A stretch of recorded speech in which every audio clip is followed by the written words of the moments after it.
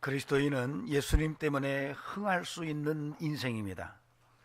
바로 여러분이 예수님 때문에 흥하는 인생이 가능한 존재들입니다. 믿으십니까?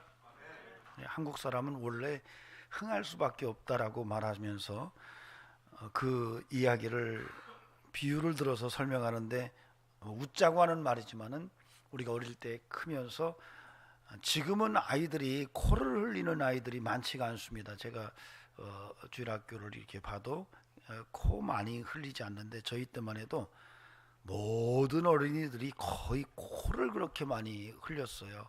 그래서 하도 코를 많이 흘리니까 여기에다가 그 수건을 이렇게 옷비누로 끼워서 항상 코를 닦으라고 그렇게 해줬습니다. 그래서 그걸로 풀을 때 어른들이 코에다가 수건을 대놓고 뭐라고 하죠? 흥해라 흥. 그래서 우리 민족은 어릴 때부터 애들한테 흥해라 흥 이렇게 했기 때문에 그 애들이 흥할 수밖에 없다, 그렇게 얘기를 해서 웃었어요. 맞습니까? 옆 사람에게 흥하십시오 한번 얘기하십시기 바랍니다. 흥해라 흥 하듯이 우리 성도들에게 흥하는 일이 있기를 바랍니다. 또 한국 사람들은 흥이 나면 대단한 일을 합니다. 한국 사람들은 흥이 나면 상상이 안 되는 그런 엄청난 일들을 해내고 그 흥이 살아있는 그런 민족입니다. 저는 우리 성도들에게도 이런 흥이 있기를 바라고, 그러나 성도는 예수님 때문에 흥하는 것이 가능해요. 이것은 성경적으로 합법적입니다. 여러분, 이거 우리가 성도들은 흥하는 게 좀 달라요. 그냥 코를 풀을 때 흥하라 흥해서 흥하는 게 아니고 근거가 확실합니다. 예수님께서 십자가에서 나를 대신해서 죽으신 이 은혜 때문에 우리가 흥할 수 있는 거예요. 예수님께서 십자가에서 죽으시면서 우리의 저주와 우리의 죄와 우리의 가난과 우리의 질병과 우리의 모든 수고하고 무거운 짐들을 다 대신 지시고 값을 지불하시고 죽으셨어요. 그래서 누구든지 이 예수님을 믿으면 그 모든 이 올무로부터 자유를 하게 되고 그 자유 속에서 흥함이 가능하게 되는 것입니다. 근거 있는 이런 말씀이에요.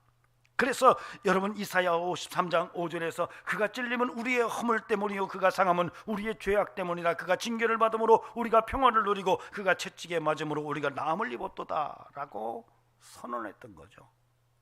바로 그분께서 우리의 모든 삶의 저주와 죄악과 우리의 모든 인생의 수고하고 무거운 짐들을 다 지시고 대가를 지불하셨기 때문에 합법적으로 우리가 예수 안에서 흥하는 인생이 가능하다는 것입니다. 전 저와 여러분의 삶 속에 이런 은혜가 살아있기를 바랍니다. 요한복음 10장 10절에서 예수님께서 오신 목적을 말합니다. 도적이 오는 것은 도적질하고 죽이고 멸망시키려고 오지만 예수께서 오신 것은 양으로 생명을 얻게 하고 더 풍성케 하시려고 오셨다라고 말해요. 즉 예수 그리스도가 오신 것은 우리로 생명을 얻게 하고 구원을 얻게 하고 더 풍성한 삶을 위해서 오셨다라고 분명하게 말씀을 하시고 있습니다. 그러므로 여러분, 저와 여러분이 예수 그리스도를 통해서 흥하는 인생이 가능하다는 것을 믿으시면 아멘 하시기 바랍니다. 여러분, 우리는 흥할 수밖에 없는 인생이에요. 믿습니까?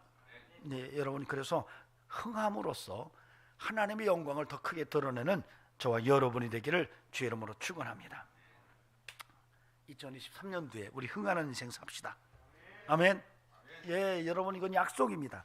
우리가 예수 그리스도 안에서 새롭게 창조가 되죠. 누구든지 그리스도 안에 있으면 새로운 피조물이 됩니다. 새롭게 창조가 가능해요. 여러분, 어떻게 창조가 가능하냐? 흥하는 인생으로 창조가 가능한 거예요. 예수 그리스도를 통해서 우리의 인생이 새롭게 창조되는데 바로 흥하는 인생으로 새롭게 빚어진대요. 이게 하나님의 언약입니다. 저와 여러분에게 그런 은총이 늘 생명력 있게 살아있기를 바랍니다. 이미 고인이 된 정치인 중에 정치 구단 소리를 들었던 분이 있습니다. 이분이 우리나라의 정치 역정 속에서 2인자로 한국에 있을 수가 없어서 전 세계 이곳저곳을 돌아다니고 나중에 한국에 들어왔을 때 아주 재미난 말을 한마디 남겼습니다. 자기가 돌아다니면서 보니까 선진국 부강한 나라들은 다 기독교가 굉장히 융성한 나라였더라. 참 의미 있는 얘기를 했어요. 그러나 이분이 어느 교회를 다니는지 찾을 수는 없어요. 그리고 어디서 집사가 됐는지 알 수는 없어요. 그런데 항상 저기 정치 이력 종교란에는 집사라고 썼습니다. 이분은 교회를 다닌 흔적은 어디서 찾아볼 수가 없어요. 그런데 전 세계를 다니면서 외유하면서 보니까 독특한 특징 하나가 선진국, 그리고 굉장히 살만한 나라들은 기독교가 융성한 나라더라라는 것을 그냥 봤어요. 당시 우리나라는 수출 100억 불을 목표를 두고 온 나라가 허리띠를 졸라맬 때였어요. 참 먹고 살기가 참 쉽지 않은 그런 때였는데 이분이 그런 얘기를 했어요. 여러분, 이것은 우리가 분명히 깨달아야 됩니다. 우리의 인생은 예수 안에서 얼마든지 흥황할 수 있는 근거를 가진 존재라는 겁니다. 이 은혜가 우리의 삶 속에 역동적으로 살아있기를 간절히 주의 이름으로 축원합니다. 여러분, 국가가 망할 때는요, 망하는 이유가 있습니다. 기업이 망할 때도 그런 망하는 까닭을 찾을 수가 있어요. 여러분, 개인이 망할 때도요, 그냥 망하지 않습니다. 가보면 망할 수밖에 없는 환경이 분명하게 보입니다. 그러나 누구든지, 아니 어느 국가든지 어느 기업이든지 망하고 싶은 개인이나 기업이나 국가는 없을 겁니다. 망하는 이유가 있는데도 누구든지 망하고 싶지는 않다는 거죠. 그런데도 끊임없이 망하는 사람이 있고, 끊임없이 망하는 기업이 있고, 끊임없이 국가도 망해갑니다. 그래서 사람들은 망하지 않는 법이 없나? 망하지 않고 흥하는 법은 없는가? 서점에 가면은 그런 책들이 굉장히 많습니다. 베스트셀러는 거의 다 그런 책들이라고 보시면 됩니다. 많은 사람들이 즐겨 읽는 책은 어떻게 하면 흥할까? 어떻게 하면 망하지 않고 흥할 수 있는가라고 하는 내용들을 담은 책들입니다. 그만큼 많은 사람들이 망하지 않고 흥하는 인생이 뭔지를 알고 싶어하고 망하기 싫다라고 하는 그런 반증을 그런 것에서 읽을 수가 있습니다. 그럼 어떻게 흥할 수 있을까? 어떻게 망하지 않을 수 있을까?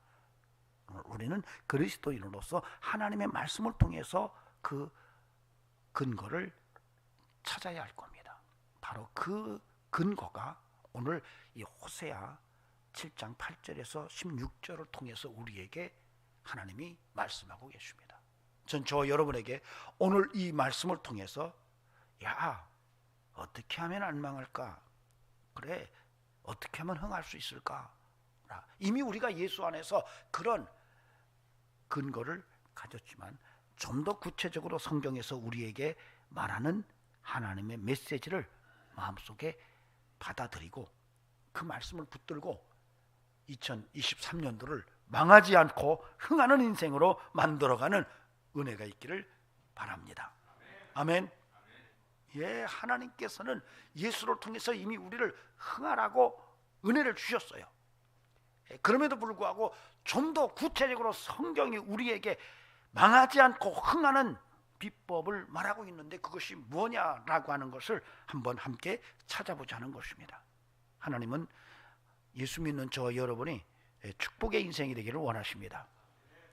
그렇게 믿으시나요?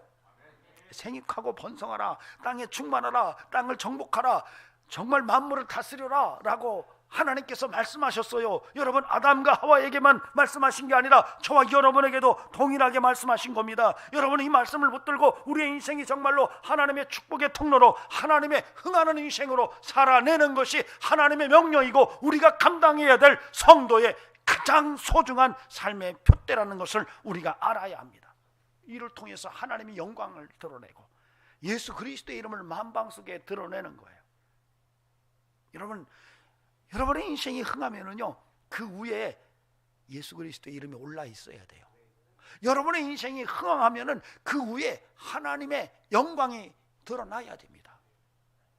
여러분이 하나님의 영광을 딛고 올라서서 흥황하는 게 아니에요. 예수님의 이름을 딛고 올라서서 흥하는 인생이 아니라 여러분의 인생이 흥하면 그 위에 하나님의 영광을 올려놔야 되고, 여러분의 인생이 흥하면 그 위에 예수님의 이름을 올려놔야 돼요. 그런 인생이 오늘 우리들에게서 드러나야 됩니다. 그러기를 소망합니다. 아멘. 여러분, 요셉의 인생을 보세요. 형들에게 인신매매돼서 애굽의 노예로 팔려가서 말할 수 없는 역경을 살아내잖아요. 참 형들이 그 동생을 얼마나 미워했는지. 뭐 원래 아버지의 사랑을 독차지했으니까 미워는 했죠. 거기에다가 꿈을 꿨는데 꿈 얘기가 너무 요상한 거예요. 형들이 도저히 받아들일 수가 없는 그러한 꿈인 거예요. 더 미워했어요. 그래서 그냥 팔아버려 죽이려고까지 했거든요, 동생을. 그런데 팔았어요. 그렇게 팔려가서 애굽에서 노예 생활하면서 나중에는 애굽의 총리가 됩니다. 여러분, 그런 인생의 주도적인 역할을 하신 분이 하나님이에요. 요셉의 인생을 그렇게 흥하는 인생으로 만드신 분이 하나님이세요. 여러분, 다윗 보세요. 여러분, 다윗은 사실 사무엘이 다윗의 아버지 이새의 집에 가서 이 가문에 앞으로 왕이 나올 자식이 있다는데 자녀들 좀 다 데려와라. 내 하나님께서 그 아들에게 기름을 부으라고 보내서 내가 왔다 그랬어요. 이거 공개적으로 하면은 사울 왕에게 죽을 것 같아서 아주 은밀하게 했습니다. 그래서 이 이새가 자식들을 다 불렀어요. 그런데 누구만 빼놨냐면 다윗만 빼놨어요. 막내인데. 다윗은 그때 형들이 치던 양과 아버지의 양을 관리하고 있었습니다. 그러니까 어릴 때부터 아버지가 볼 때는 조금 인정할 수가 없는 그런 구석이 뭐 있었던 것 같아. 그래서 좀 배제되는 이런 상태였어요. 그러나 하나님께서는 그 다윗을 택하셔서 기름을 붓게 하세요. 그렇게 기름을 부었던 다윗이 갑자기 왕이 되는 게 아니에요. 골리앗과의 싸움에서 승리도 했지만은 그 이후로도 말할 수 없는 어려움을 당합니다. 사울 왕의 사위가 됐지만 오히려 시기심 때문에 사울 왕의 칼을 피해서 도망다니게 돼요. 목숨을 정말 부지하기가 힘든 이런 상태로 인생을 살아갑니다. 그러다가 광야로 쫓겨나요. 아둘람굴에서 400명의 부하들과 함께 생활을 합니다. 그 당시에는 깡패도목인 거예요. 불황자들과 거지들이 한 400명 정도 모여 있는 거예요. 그들을 데리고 거기서 생활을 합니다. 근데 나중에 보면은 그 깡패들, 그 불황자들을 훈련시키고 잘 만들어서 이스라엘을 세우는 일에 다윗이 하나님께 영광을 돌립니다. 저는 다윗이 대단하다. 여러 가지 장점이 많지만 그중에 그 400명의 불황자들을 데리고 이스라엘을 다시 세웠다는 것은 보통 사람은 아니다라는 생각이 드는 겁니다. 여러분, 사무엘상 22장 1절 2절에 보면은 당시에 다윗이 있었을 때에 그때 모여든 사람들의 모습을 면면히 기록해 놨습니다. 거기에 2절에 보면은 환난당한 자, 모든 자, 빚진 자, 그리고 마음에 원통한 자가 다 그에게로 모여들었다, 이렇게 얘기를 해요. 이 빚진 사람, 환난당한 자, 원통한 자, 이런 사람들이 다윗 주변으로 몰려들었다는 거예요. 상처투성이죠. 정말로 깡패고 정말로 거지 같은 사람들이 모였는데 이들을 데리고 이스라엘을 강한 나라로 만든 거예요. 여기에 하나님의 은혜가 있었어요. 여러분, 그래서 우리는 하나님의 은혜로 흥하는 자들입니다. 바로 예수 그리스도 안에서 흥하는 자들입니다.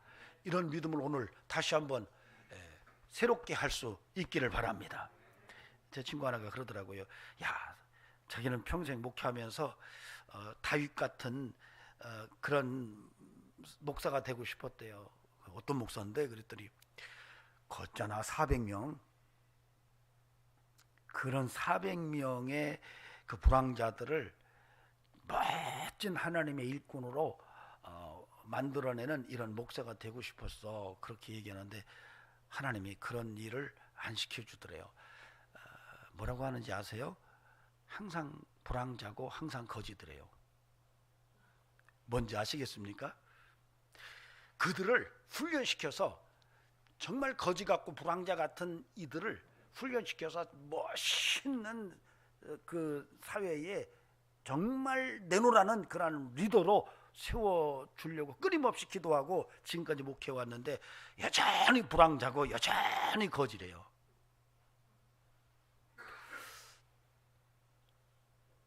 그러더니요, 며칠 전에 전화가 왔어요. 장 목사, 나 요즘에 은혜 받아 그러더라고요. 뭔 얘기? 그랬더니 하나님께서 자기의 기도를 들어 응답하셔서 그들이 불황자에서 변하기 시작했대요. 거짓대에서 멋있는 사람으로 변해가고 있대요. 그래서 너무 목회가 행복하다고 그러더라고요. 제가 그래서 우리 교회의 교인들을 봤습니다. 우리 교회도 보통은 아니에요. 우리 교회도 보통은 아니에요. 전 부탁드립니다. 여러분, 깡패 불황자로 있지 않기를 바랍니다. 예수 안에서 하나님의 은혜로 좀 더 업그레이드 되시고 멋있는 삶을 만들어내는 이런 은혜가 있기를 바랍니다. 그렇게 하실 줄은 저는 믿습니다. 자, 그런 소망을 가지고 오늘 말씀, 오늘 호세아서 7장 8절에서 16절을 함께 보도록 하겠습니다. 여러분, 오늘 말씀을 한번 보셔야 돼요. 8절에서 16절 보시기 바랍니다. 가장 중요한 오늘 본문의 핵심 축이 13절 A절입니다. 화 있을진저 그들이 나를 떠나 그릇 같음이니라, 패망할진저 그들이 내게 범죄하였음이니라. 이게 사실은 오늘 읽은 본문의 가장 중심 핵입니다. 그러니까 호세아가 가장 강력하게 말하고 싶은 그런 메시지가 바로 이 13절 A절에서 읽혀집니다. 이건 구조적으로 그렇게 쓰여져 있어요. 사실은 호세아는 이스라엘이 주전 722년에 멸망하는데 그 멸망하는 그 시기에 가깝게 사역을 했던 그런 하나님의 종입니다. 이스라엘은 솔로몬 이후에 남북왕국으로 나뉘죠. 남왕국은 다윗의 가문으로 계속 이어져 가지만 북왕국은 그러지는 않습니다. 북왕국은 끊임없이 쿠데타가 일어나고 왕정이 한 가문에 의해서 이어지지 않고 계속 바뀝니다. 바뀌다가 그 나라가 먼저 남왕국보다도 훨씬 먼저 망합니다. 아시리아에게 멸망을 하는데 그 멸망의 시기 바로 앞에서 사역을 했던 선지자가 바로 이 호세아입니다. 사실은 성경을 읽어보면 호세아에 대한 근거는 별로 없어요. 불의의 아들이라는 말 한마디밖에는 없어요. 그리고 음란한 여인 고멜이라는 여인, 아내가 아닐 수 있지만은 아내로 볼 때에 그 고멜과의 사이에서 이스라엘, 그 다음에 로암이라고 하는 세 자녀를 상징적인 이름을 주어서 출생시킨 거, 뭐 그의 소명기사라든가 그의 고향이 어딘지 이런 얘기들이 전혀 언급되지를 않아요. 근거를 확인하기가 쉽지 않네. 그럼에도 불구하고 호세아서는 굉장히 탁월한 그런 문학적인 내용을 담고 있습니다. 굉장히 비유적이고 아주 감성적인 그런 문학의 형식을 어떤 예언서보다도 더 특출나게 갖고 있는 책입니다. 이 호세아서에서 말하고 있는 귀중한 메시지는 사실 이스라엘 백성이 하나님을 야훼로만 봐야 되는데 이스라엘 백성이 하나님을 바알로 생각하는 이런 혼합주의적인 신앙에 대한 심각한 위기를 이 호세아가 끊임없이 얘기를 하면서 너희들이 잘못하면 망한다, 너희들이 그렇게 계속 간다면 망한다라고 하는 메시지를 강력하게 외쳤는데 사실 이 북왕국 이스라엘이 그 호세아 선지자의 망한다, 너희들이 그렇게 계속 간다면 망한다, 너희들 바로 서라 라고 하는 말을 외면하다가 실제로 주전 722년에 망합니다. 그래서 우리가 오늘 이 호세아를 통해서는 우리가 들을 수 있는 메시지가 뭐냐면 너희들 망한다는 얘기예요. 사실은 너희들 망한단 말이야. 너희들 그렇게 계속 간다면 망해 라고 하는 얘기인데, 이 망한다는 얘기는 너희들이 흥하는 길이 뭔지를 좀 알았으면 좋겠어 라고 하는 메시지도 함께 함축되어 있다는 거예요. 그래서 오늘 우리가 호세아를 통해서 망한다는 이야기를 통해서 흥할 수 있는 길을 보고 흥하는 길을 붙들고 흥하는 인생을 살아냄으로써 하나님께 영광을 돌리는 이런 인생을 오늘 이 말씀 속에서 다시 한번 결심할 수 있기를 간곡히 부탁을 드립니다. 자, 그런 것에서 핵심적인 축이 되는 말씀이 13절 A절이에요. 제가 다시 한번 읽겠습니다. 화 있을진저 그들이 나를 떠나 그릇 같음이니라. 패망할진저 그들이 내게 범죄하였음이니라. 화 있을진저, 그 다음에 패망할진저, 요 얘기예요. 오늘 본문은 이게 핵심 축입니다. 자, 요 핵심 축을 중심으로 해서 바로 앞에서는 11절 12절이 언급돼요. 11절 12절이 여러분 보시면 에브라임은 어리석은 비둘기같이라는 말을 합니다.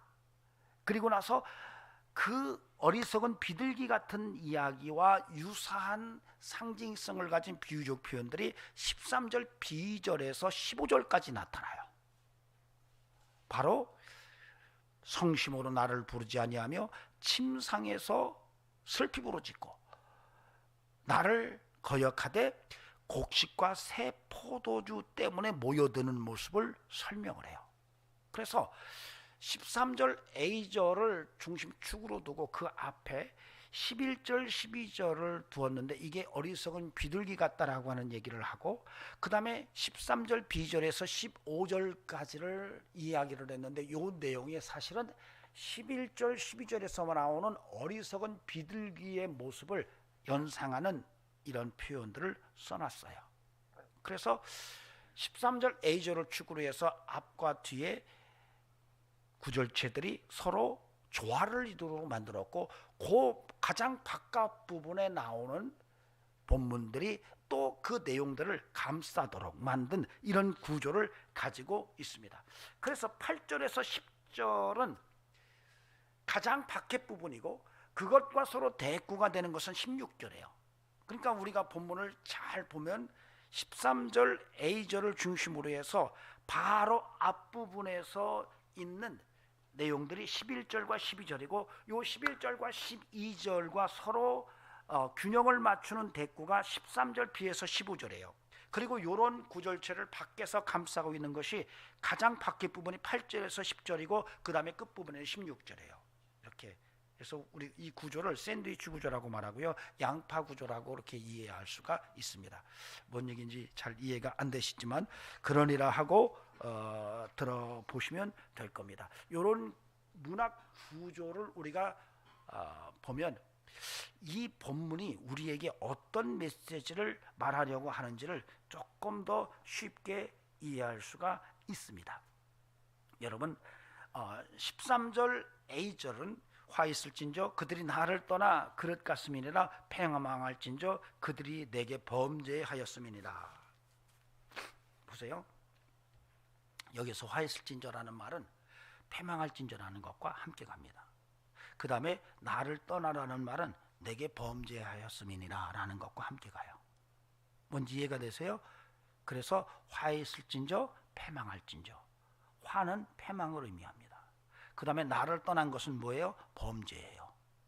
그 얘기를 지금 하고 있는 겁니다. 자, 그 다음에 요 13절 A절을 앞뒤에서 감싸고 있는 그 내용, 그러니까 11절과 12절, 그 다음에 13절 B에서 15절까지의 내용은 사실 어리석은 비둘기에 대한 비유적 표현을 설명해 놨어요. 그래서 보면은 11절에 에브라임은 이게 북왕국을 말합니다. 이스라엘은 어리석은 비둘기 같으니 그게 지혜가 없어서 어떻게 하냐면 애굽을 향하여 부르짖으며 아수르로 갔다 이렇게 말해요. 애굽을 향하여 부르짖으며 아수르로 갔대요. 어리석죠. 그래서 내가 그들을 징계하겠다 이렇게 나오는 거예요. 마지막에 그 회중에 들려준 대로 그들을 징계하리라 이렇게 나오는 거예요. 자, 그 다음에 13절 A절을 축으로 해서 바로 아래 부분에서는 13절 B에서 15절까지인데요. 여기서는 내가 그들을 건져주려 하나 이렇게 나와요. 바로 앞부분에서는 내가 그들을 징계하려고, 그러나 징계할 수가 없어. 왜? 그들은 어리석은 비둘기 같으니까. 근데 여기서는 내가 그런데 그들을 건져주고 싶어. 서로 대조가 돼요. 그들을 징계하고 싶어. 근데 여기서는 내가 그들을 건져주고 싶어. 그런데 그들이 하는 짓을 보니 내가 그들을 건져줄 수가 없어. 이렇게 얘기하는 거예요. 근데 재미난 것은 이러이러하니 내가 그들을 징계하리라 이렇게 얘기하는데, 여기서는 내가 그들을 구원하고 싶은데 이래서 안 돼, 이런 구조를 갖고 있어요.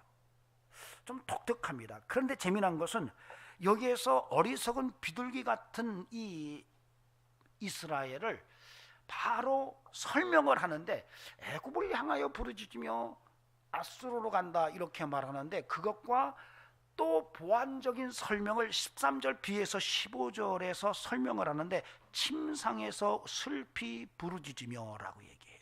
그 다음에 곡식과 새 포도주로 말미암아 모이며, 이 모습은 비둘기의 모습을 연상하게 하는 표현입니다. 그래서 서로 보완이 되는 거예요. 여러분, 비둘기 울음소리를 여러분이 들어본 적이 있으십니까? 여러분, 밤중에 들으면 굉장히, 때로는 그게 좀 섬찟하기도 하지만 굉장히 서글픈 느낌이 강하게 오는 울음이 이 비둘기들의 울음소리입니다. 그런데 그들이 침상에서 슬피 부르짖는데요. 여러분, 이 호세아서는 음란한 여인과 함께해서 자식을 낳는 이야기, 그래서 이스라엘 백성이 음란하게 하나님을 말고 다른 나라를 쫓아다니는 비유적인 이야기로 이끌어가는 거예요. 그래서 침상 얘기를 하는 거예요. 거기서 슬피 부르짖는데요. 정말 기쁨으로 침상에서 즐기는 것이 아니라 거기서 슬피 부르짖고 있다라고 비유적인 언어를 쓰고 있어요. 여러분, 그리고 곡식과 새 포도주로 말미암아 모여드는 비둘기를 연상하게 해요. 여러분, 비둘기들은 먹이를 무지하게 좋아합니다. 먹이를 얼마나 먹느냐에 따라서 그들이 이 새끼를 낳는 것도 달라져요. 여러분, 혹시 공원에서 비둘기를 본 적이 있으십니까? 뭘 던지면 어때요? 막 확 모여들잖아요. 거기서 그물을 쳐가지고 비둘기 잡잖아요. 이런 모습을 연상하도록 만들고 있는 본문입니다. 자, 그런데 이런 13절 A절을 축으로 해서 앞뒤로 이런 비둘기의 어리석은 모습을 이야기하고 그것을 또 감싸는 구절체가 앞뒤에 있는데, 그것이 8절에서 10절이고 하나는 16절이에요. 여기서는 또 비유적인 언어를 또 써요. 하나는 뒤집지 않은 전병이다 이렇게 얘기를 해요. 8절에 보세요.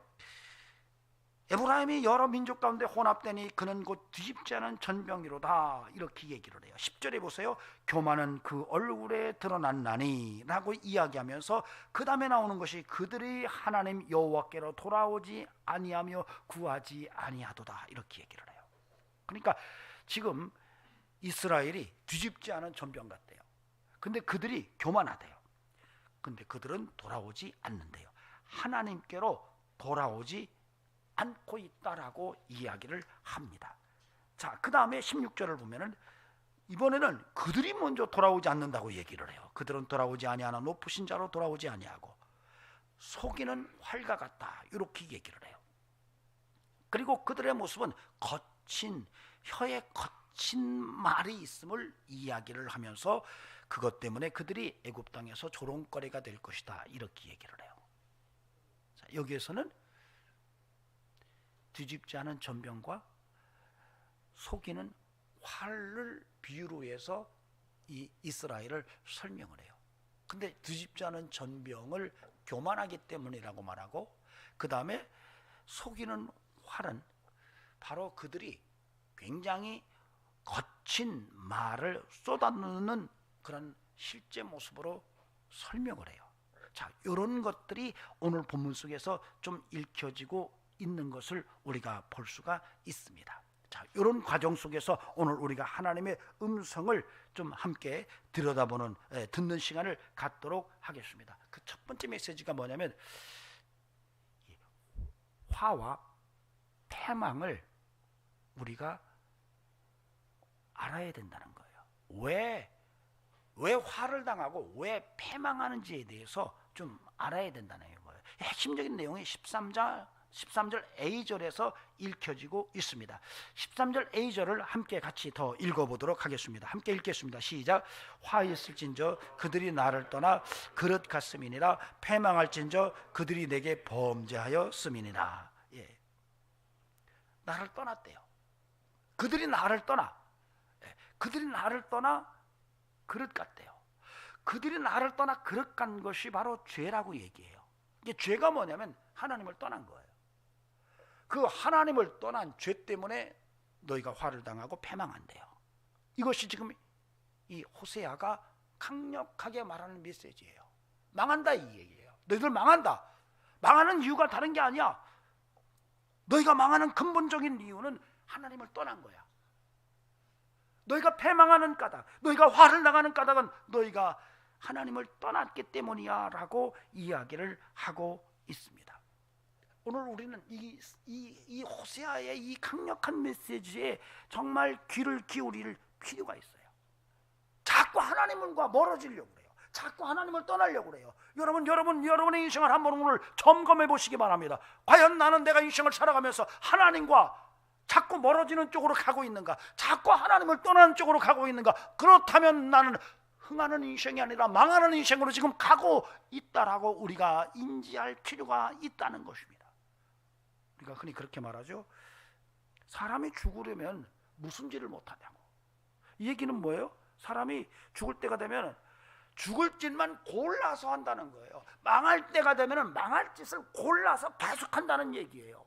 오늘 지금 호세아가 그 얘기를 하고 있는 거예요. 너희들이 망할 짓을 계속하고 있느냐? 왜 너희가 망할 짓을, 화를 당할 짓을 계속하고 있느냐? 너희가 왜 하나님을 계속 떠나가고 있느냐? 이 얘기를 지금 하고 있는 것입니다.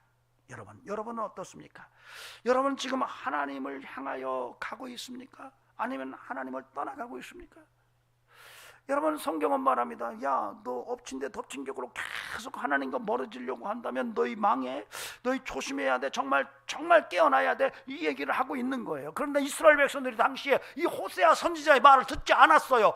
호세아가 야, 너희들 왜 하나님을 떠나가? 그 망하는 길이야. 그 화가 있는 길이야 라고 말하는데 여러분 이스라엘 백성들이 그 얘기를 외면했어요. 그리고 그리 멀지 않은 때에 나라가 망합니다. 여러분 여기서 우리가 분명하게 알아야 될 것은 내가 하나님과 역행자인가 아니면 하나님과 순행자인가를 볼 필요가 있어요. 여러분 흥하고 망하는 것은요, 호세아가 분명히 말합니다. 너희가 하나님과 역행한다면 망한다. 너희가 하나님과 순행한다면 너희들이 흥할 수밖에 없다라는 메시지를 전하고 있는 거예요. 오늘 2023년도에 저와 여러분의 삶 속에서 분명하게 내가 하나님과 역행자는 아닌가, 내가 하나님의 순행자인가를 한번 늘 생각하고 인생을 살아가는 영적인 지혜가 함께 할 수 있기를 간곡히 부탁을 드립니다. 여러분 하나님을 떠나는 것이 죄라는 것을 성경이 이야기해요. 여러분 어마어마한 어떤 죄를 짓는 것을 죄다라고 말하는 것보다도 너희가 하나님을 떠나는 것이 문제라고 이렇게 얘기를 해요. 그러므로 저와 여러분이 하나님을 역행하지 않기를 주의 이름으로 간곡히 부탁을 드립니다. 하나님과 순행하는 그런 인생이 우리 성도들의 삶 속에 함께하기를 바랍니다.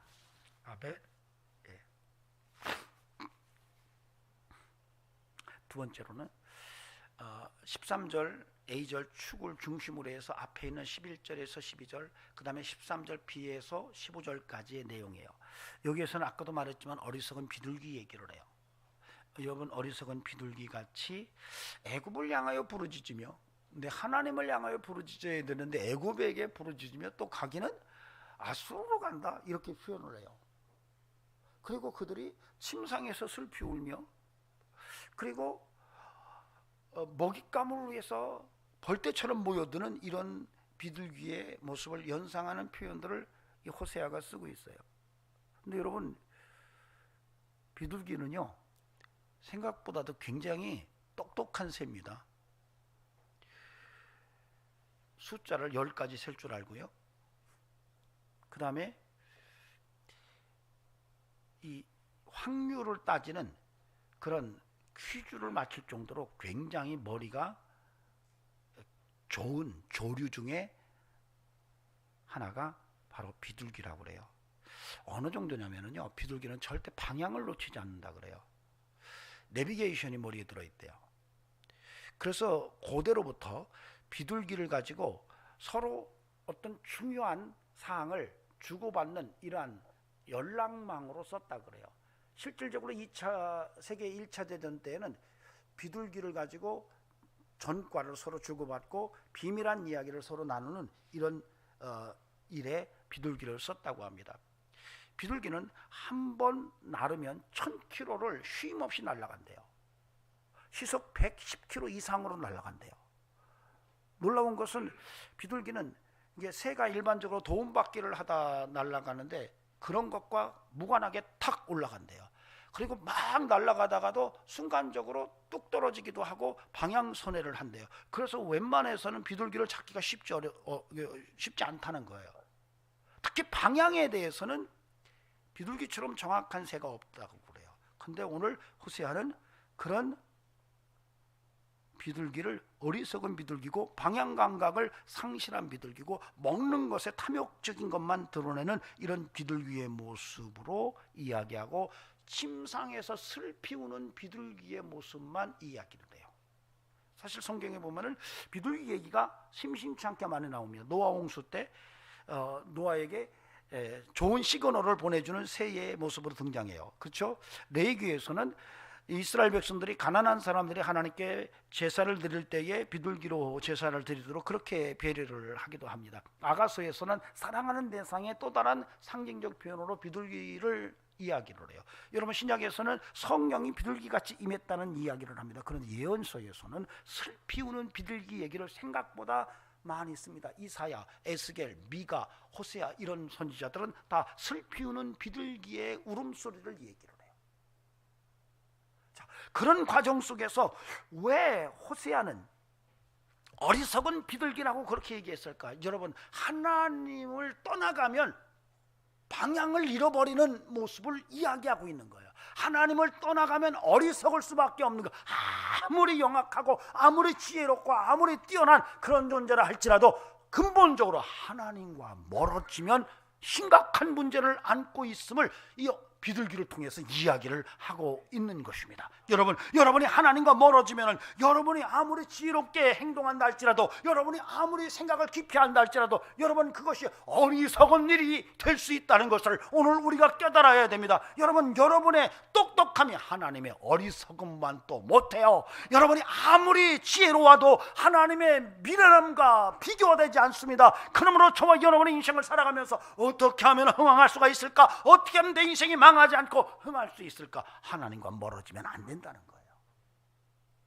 하나님과 멀어지면 어리석은 비둘기처럼 인생을 살아간다는 것을 이야기하고 있는 것입니다.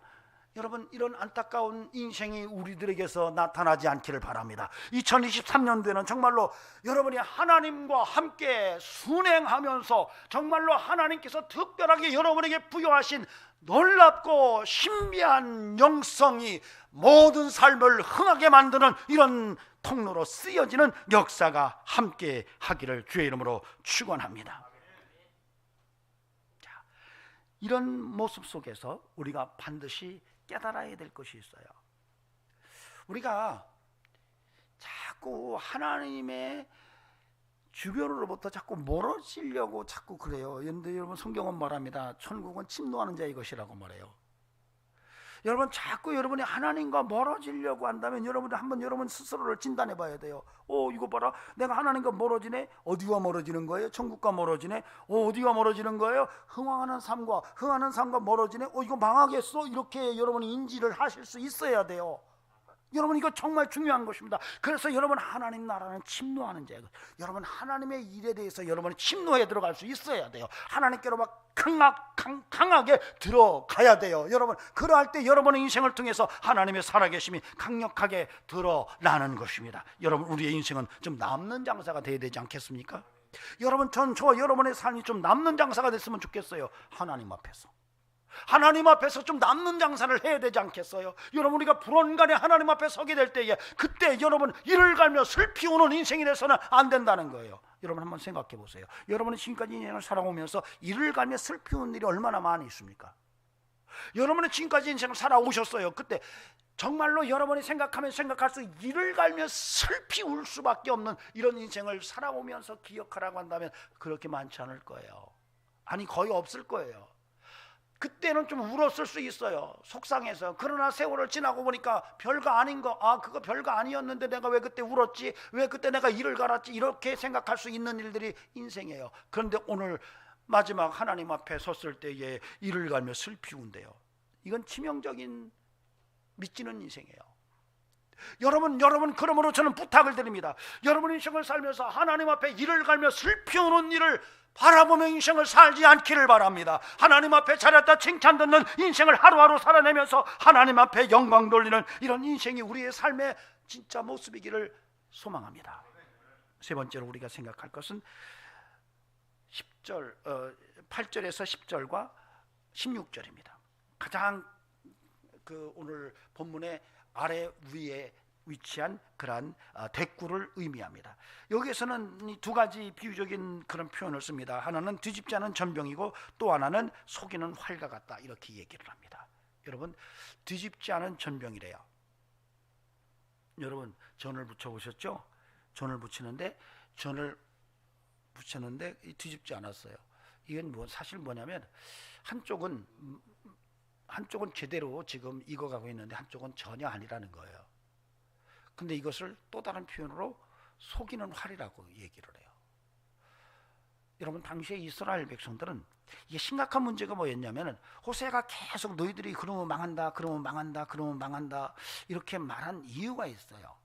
이스라엘 백성들이 가나안 땅에 정착하고 나서 언약 백성으로서 오직 하나님만을 섬겨야 되는데 남북왕국이 나뉘면서 북왕국은 왕정의 정통성을 상실하고 계속 쿠데타가 일어나면서 영적인 상태도 굉장히 피폐해집니다. 그래서 어떻게 달라지냐면 여호와를 섬기는 신앙하고 당시 토착민들이 섬겼던 가나안 족속들이 섬겼던 바알 신하고 혼돈하는 현상이 벌어져요.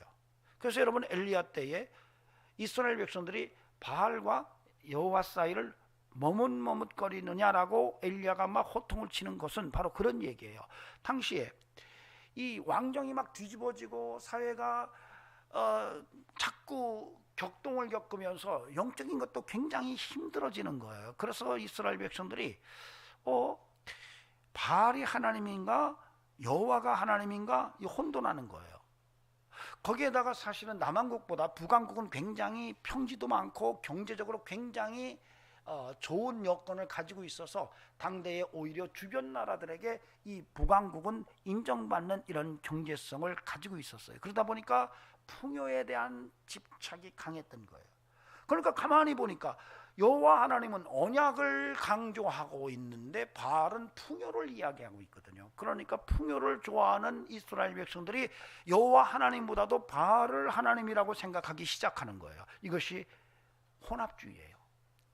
이것을 표현한 것이 뒤집지 않은 전병이에요. 한쪽은 괜찮은데 한쪽은 전혀 아닌 거예요. 그러니까 이스라엘 백성들이 하나님을 예배한다고 오는데 그들이 예배하는 것은 하나님을 진정으로 예배해야 되는데 그 방법이 바알을 예배하는 모습으로 하나님 앞에 나오고 있다는 거예요. 이게 짬뽕이 된 거예요. 오늘날로 말한다면 진정으로 하나님을 예배하러 나오는데 정말 하나님께만 영광 돌리려고 예배하러 와야 되는 사람이 하나님을 이용해서 예수를 이용해서 뭔가 내가 이득을 취하는 것을 목적으로 두고 나오는 모습과 조금 비교가 가능해요. 그 이유를 설명을 해요. 교만해서 그렇다고. 그리고 그것이 속이는 화살 같대요. 속이는 거예요. 하나님을 속이는 거예요. 와 있는 것 같은데 온전히 하나님께로 돌아오지 않은 거예요. 여러분, 이런 모습을 지금 호세아가 책망하고 있는 것입니다. 여러분, 우리는 우리의 신앙의 정체성을 선명하게 드러낼 필요가 있습니다. 여러분, 오직 예수를 믿고 삽시다. 여러분, 예수 외에는 다른 것을 붙들지 않기를 바랍니다. 그분만을 붙들고 살아가고 오직 하나님만을 경배하는 이런 영성으로 나아가는, 그래서 우리의 인생을요, 뒤집지 않은 전병 뒤집어야 돼요. 여러분 뒤집지 않은 전병 같은 인생을 좀 뒤집으시기 바랍니다. 여러분, 속이는 화살을 좀 꺾었으면 좋겠어요. 저 여러분의 삶 속에 2023년도에는 좀 뒤집어서 정말 바르게 신앙을 세워나가고 정말로 우리의 삶 속에 속이는 것은 좀 꺾어서 더 이상 거짓없는 신앙 영성, 진정성 있는 믿음으로 살았으면 하는 이런 간절한 소망을 품어봅니다. 부탁을 드립니다. 2023년도에는 여러분이 하나님 앞에서 뒤집어지는 전병이 되시고 정말로 속이는 활이 아니라 정말 진정성 있는, 속이는 활은 꺾어버리고 정말 살아있는 생명력 넘치는 그런 하나님의 일꾼으로 살아가는 이런 은총이 함께 할 수 있기를 주의 이름으로 간절히 축원합니다. 여러분, 우리가 정말로 하나님 앞에 나올 때에 이제는 좀 뒤집어졌으면 좋겠어요. 저와 여러분이 좀 하나님 앞에 뒤집어졌으면 좋겠어요. 좀 뒤집어지세요. 그리고 여러분 좀 여러분의 인생의 모든 삶의 거짓을 좀 꺾어냈으면 좋겠습니다. 저와 여러분의 삶에 그런 은혜가 함께하기를 바랍니다. 재미난 것은 호세아가 그렇게 말해요. 너희들이 뒤집지 않은 전병의 모습은 왜 그런 줄 알았냐? 교만 때문이야. 이렇게 얘기해요. 그의 얼굴에서 교만이 지금 보인다. 이렇게 얘기를 해요. 그 다음에 속이는 활이 가져온 결과가 뭔 줄 아느냐?